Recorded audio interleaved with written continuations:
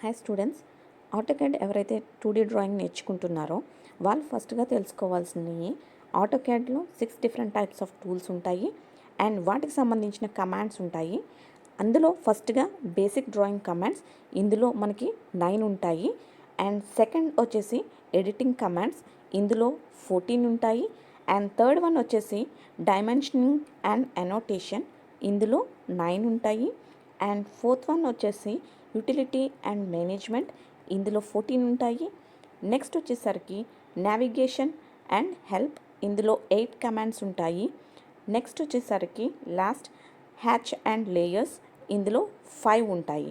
So ఈ commands అనేవి each and every one ఎలా యూజ్ అవుతాయి, వాటి యొక్క పర్పస్ అనేది 1 by 1 నేను షార్ట్ కట్ వీడియోస్లో అప్లోడ్ చేస్తాను.